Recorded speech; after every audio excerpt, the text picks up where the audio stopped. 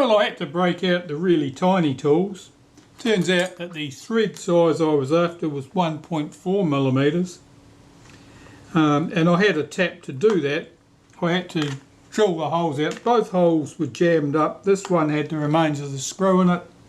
I'd run a drill through there at 1.2 millimeters. It was not only barely enough clearance. And this one here, there was the remains of the screw down there too, which somebody had looked like they'd drilled that, and then they'd forced some other screw in there which was not the right size, slightly small probably. Anyway, I was able to clear those threads with a 1.4 millimeter tap, find 2 suitable screws, and I'll be able to put that back together. Yeah, not all that good at doing all this micro engineering. I thought I was done with this 3C. Everything was back together, everything appeared to work nicely. Apparently not. The self-timer's just given up the ghost. It just runs and runs and now it's stopped completely. But it's not doing anything. Now when I'd taken the camera apart, had the shutter apart, I noticed that the arm on the self-timer, the delay action, was actually loose. It had come away from the pivot point here. It normally connects here and there's a post that it fits around. But it was adrift. Now how did it come adrift? Well, it must have meant that that for one reason or another it didn't want to move, and someone pushed on the lever and basically just tore the arm off that pin. Now honestly it looked like it was going to go back together without a fight, and so I did put it back together. It did appear to work nicely. I tested it out of the shutter, I tested it in the shutter, and everything was good. But when I was doing a final test of the completed camera, I tested the self-timer as I normally do, and it made the normal buzzing sound, and it kept making the normal buzzing sound for a long time, and the shutter never released.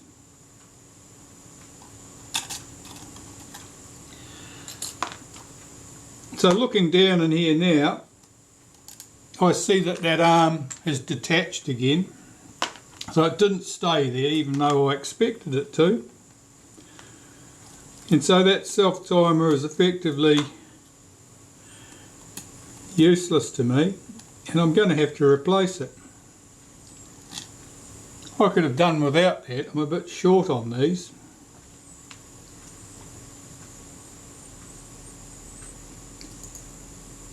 It really doesn't look like it's damaged in any particular way, but clearly it's this arm pulled out from underneath that post. Well, I have another self-timer busily buzzing away in the ultrasonic cleaner at the moment, and once it's had its 10 minutes I will bring it back, blow out all the solvent, lubricate it with some graphite, put it in this shutter, and hopefully this time it really will be done. Okay, so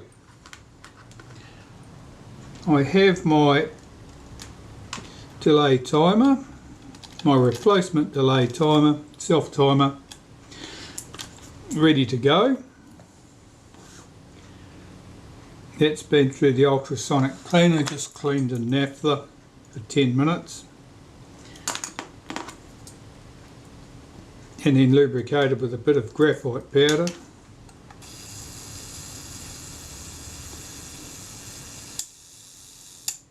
Sounds okay.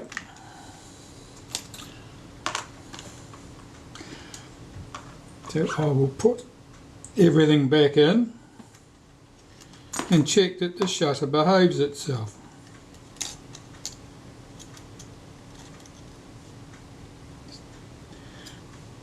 Getting this back in place is not so easy with the shutter in place. that arm round there, that's good.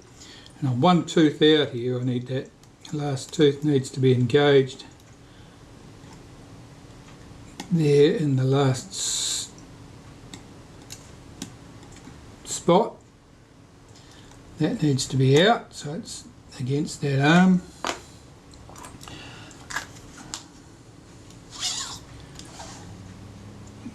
This little piece here is the arm that stops you being able to depress the shutter release button if the shutter isn't cocked, and of course that prevents you resetting the film counter and effectively losing a shot.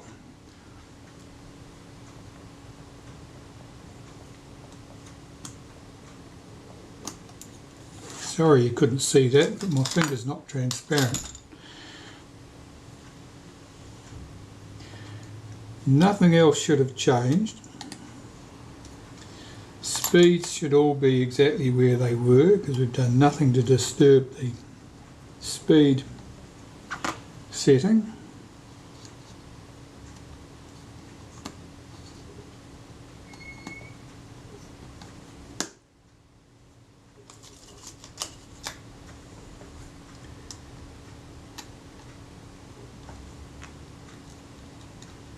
This is an earlier shutter type on the 3C, so it has the aperture setting numbers are only visible at the base of the shutter, not at the top. See if I can get this adjusted to my satisfaction. I don't want to get it too tight and I don't want it too loose. That feels good. The click stop should be fairly positive and the dial should not be stiff to move.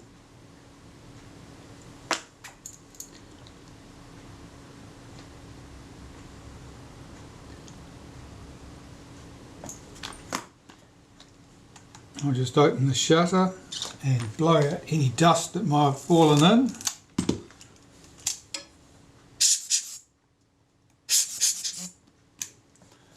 That's good.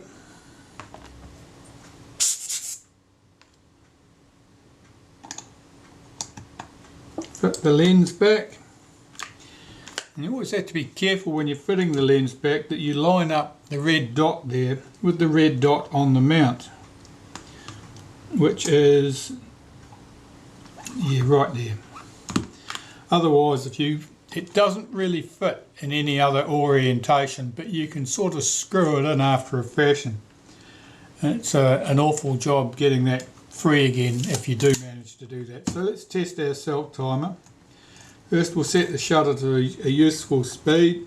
A 60th will do nicely. Set the self timer. Self timer's running down nicely. And there you go, that worked fine. So this one, I've put it back together once more and had a look at it.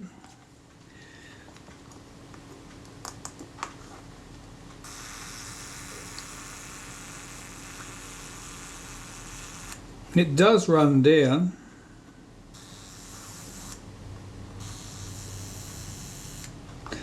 But I suspect when it got to the point where it should have stopped, the mechanism kept going because I can see there's not enough downward pressure on that pin to keep it properly engaged. And I think when it got to the end of its travel, the little spring here just kept happily driving that wheel around and the pin could go nowhere, and so it just popped off the end.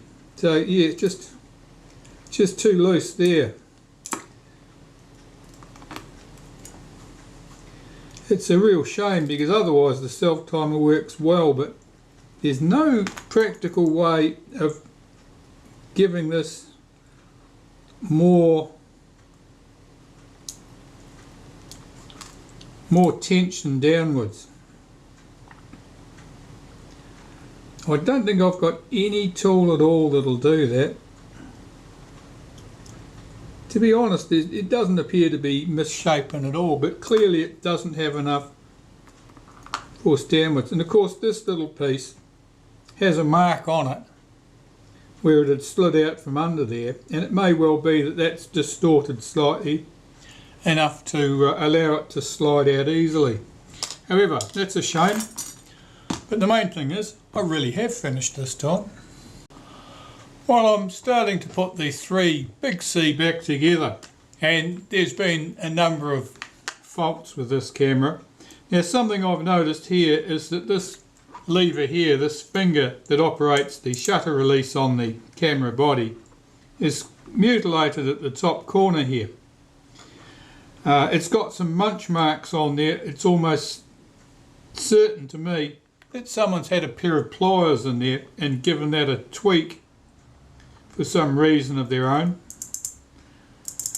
Probably trying to adjust something, the stroke for the shutter release or something. But regardless of what reason they had, they've just scarred something up for no good reason.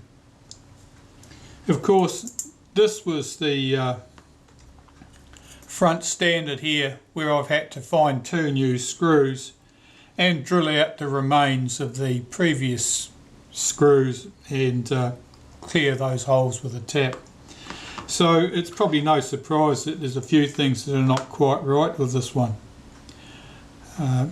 Hopefully it'll go back together fairly neatly now. There was a lot of sand and grit and dirty old grease in here which took some cleaning away, and I can see that there's a problem with the leatherette here. There's a big bubble under there and the paint's lifting at this point and this point.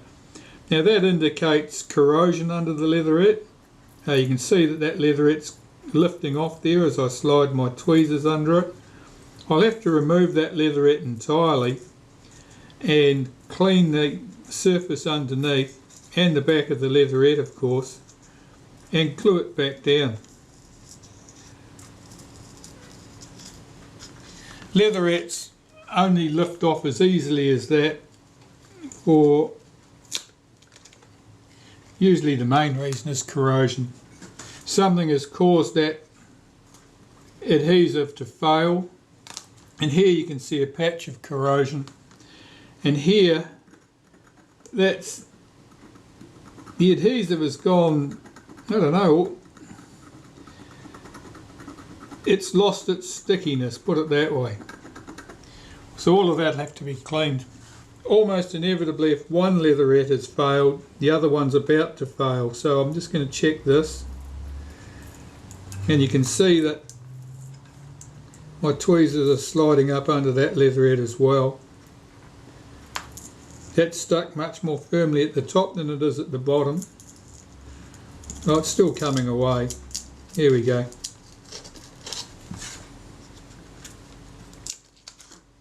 So that one the same. And again, we've got the same corrosion products here.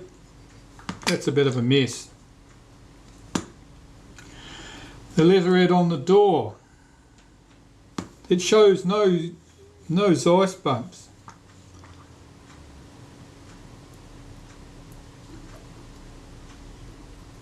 It's a bit loose here at the hinge end.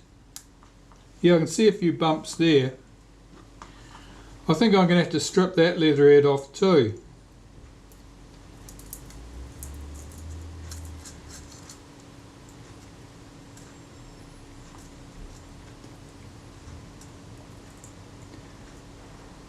Yeah, the adhesive is certainly failing. I can tell by the way that is peeling away.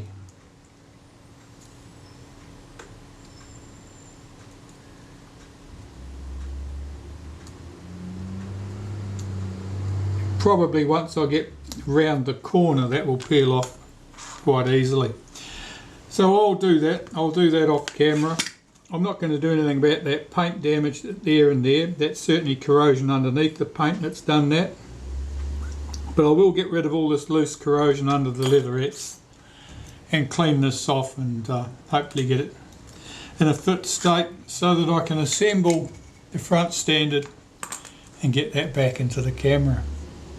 Well, this leatherette is lifting fairly easily. You can hear Those cracking sounds are the adhesive breaking free.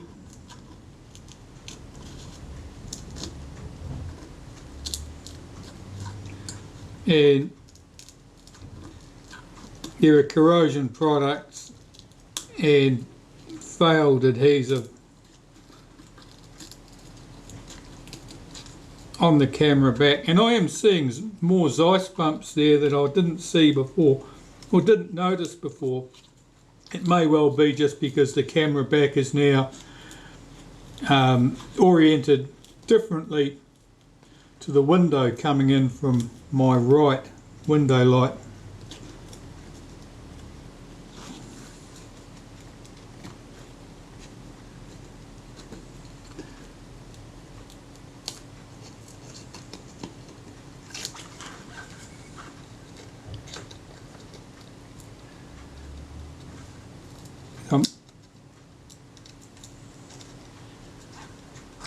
I've got round the corner here now, that should pop off, and it did.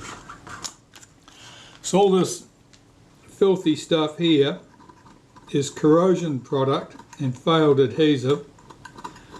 And it's got a rough sort of a crystalline texture. But all that needs to come down to the clean aluminium underneath. I'll see if that'll lift off with a drop of solvent. Let's try some of this. That should soften any adhesive.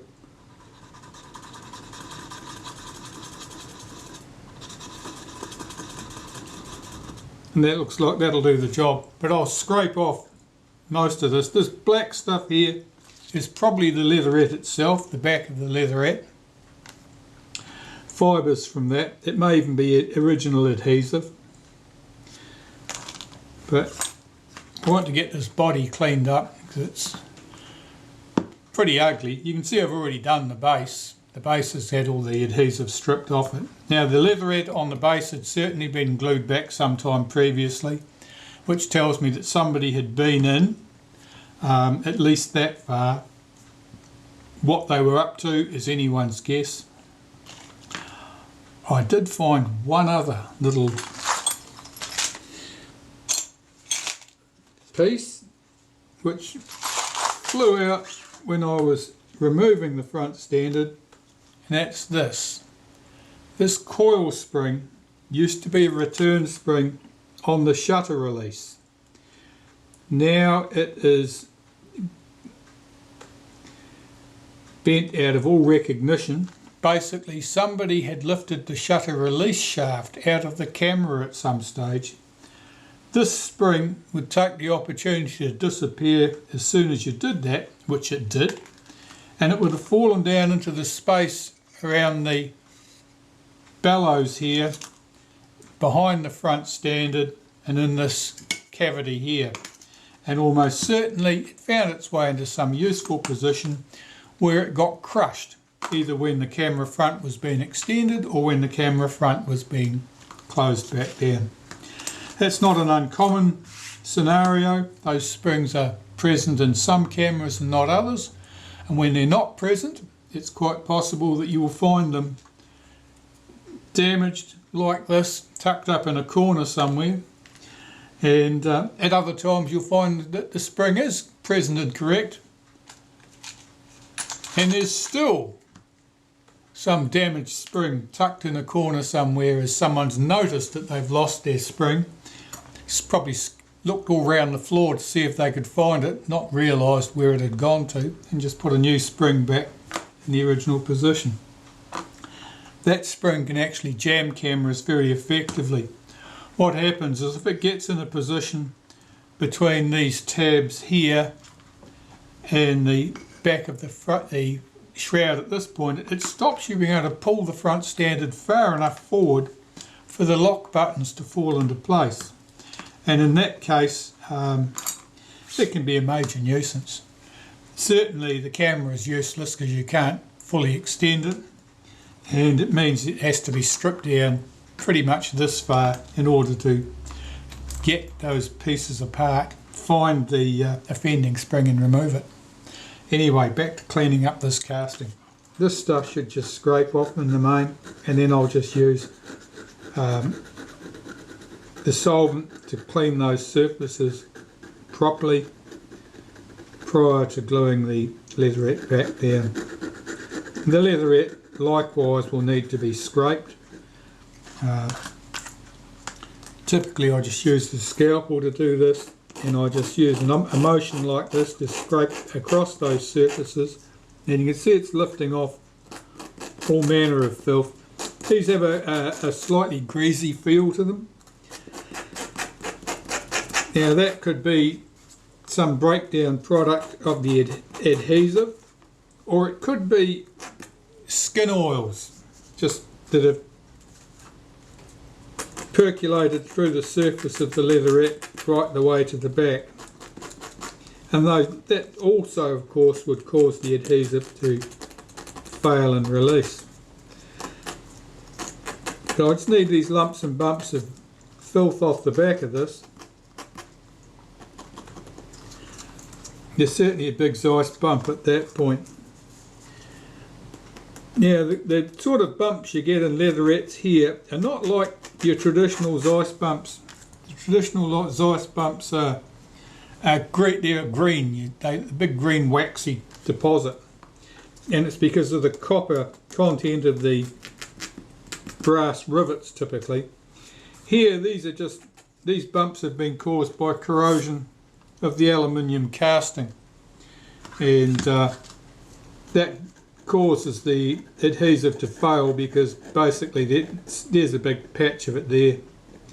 It's underneath the adhesive, it's on the aluminium casting, and all that rubbish has to come off. So I'll work away at that. You don't need to watch that, it's very tedious. The Retina Big 3 Big C, it's back together. It works quite well. Had a number of faults. The fault I'd identified to start off with, of course, was that the release lever had a broken spring on the bottom of it. But really that was the least of the problems. Somebody done a lot of work on this camera, and not in a particularly useful way. One of the things I noticed pretty much immediately was that this shutter cocking rack was a mess.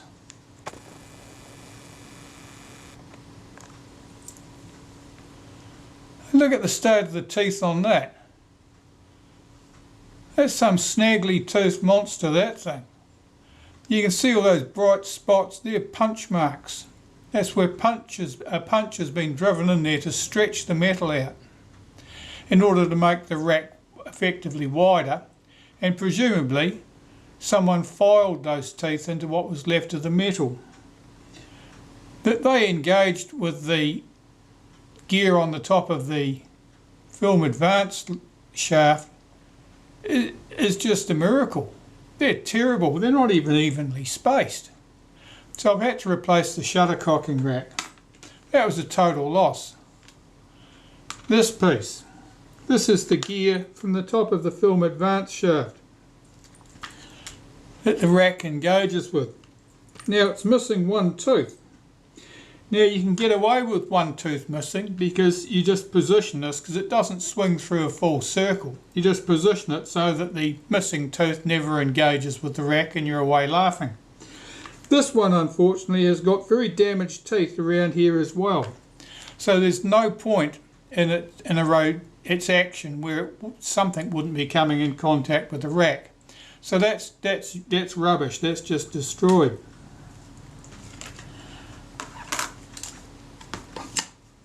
I've already mentioned, let's zoom you out a bit.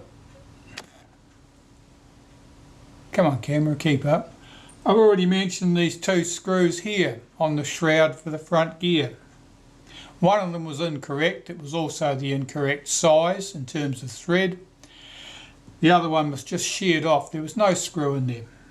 So I had to drill out and clear those threads, run a tap down them to clear them, and replace the two screws with proper parts. But that wasn't all either.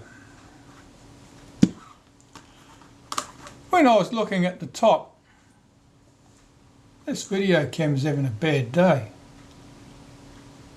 When I was looking at the top and cleaning up this top trim piece, I noticed that someone had filed it out at this end. You can see that that groove extends right past the end of the trim. It should of course look like this. And why had they done that? Well, they'd done it so that they could pull the rack forward an extra little bit. Why would they do that? I'm blowed if I know. It wasn't a good thing to do. And what happens is if the rack extends further forward, at this point on the rack here, the support screw, the shoulder screw, hits this rise and it effectively jams it up. It effectively swings the rack across every time it hits it. So it was a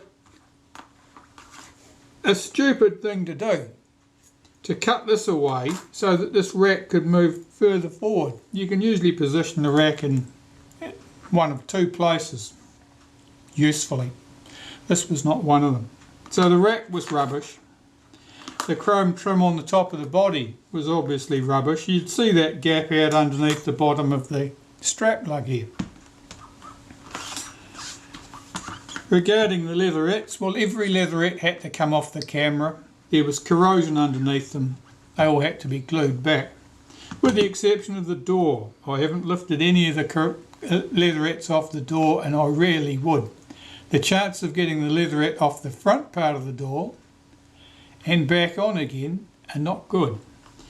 There's a few little bumps under it, and they're just going to stay. They'll stay forever. But the other leatherettes, they came off and went back on quite well. What else was wrong with it? Anything exciting? Well, the meter dial, of course, that was wrong. That can only go on correctly in one position, which is where it is now. Some bright spark had put that back on in the wrong position, so there wasn't a hope in hell that they would ever give meter readings that were even vaguely useful. Anything else to report? No, not a lot really. Rangefinder cleaned up quite well. Everything else appears to be good. In the shutter. What was going on in the shutter? Let me think. Basically it was quite clean. It looked to me like it had been serviced in historically recent times. I wasn't expecting a lot of trouble with that. I stripped it, put it back together. Didn't like the look of the main spring on the main drive cam. It was just lackluster. It looked like somebody bent the end of it around. I was able to square that up and make that spring, return it to a useful state. When I went to fire the shutter, I found that the slowest speed I could get it to do was somewhere around about 1/8 of a second, possibly not even as slow as that. So someone had been at the retard gear train and bent one of the levers around so that the speed train just wouldn't deliver a slow enough speed under any condition. Now I suspect that was done because the main drive spring didn't have enough oomph, didn't have enough power to drive the slow speeds correctly. And so they mucked with the retard gear train in order to try and balance things up a little bit. So, whoever had been at it had attacked various problems in the incorrect manner. How they came to break those screws out, yeah, that's anyone's guess. I'd already made a note that they'd bent one of the arms in here. On the shutter, the corresponding arm on the shutter that couples to that, that was also bent out of shape. All in all, it probably would have been a nice camera if it hadn't been repaired previously. If it had been repaired properly, which would have required a new shutter cocking rack and a new gear on the top there, and quite possibly sourcing another spring for the shutter if the shape of it wasn't just, oh, the shape of it definitely was the result of someone buggering around with that spring. One of the tabs on it was bent in a funny angle. So there's no danger that that spring started like that. Someone decided it needed improvement and made it worse, I think is what happened there. Anyway, the main thing is this camera is all good and going again and it's ready to go home. And its mate, the 3 small C, likewise. That's ready to go home to its owner too. So both of these cameras gave me a lot more trouble than I'd bargained for, but both of them are good now. I'm pleased to see them leave. Thanks for watching.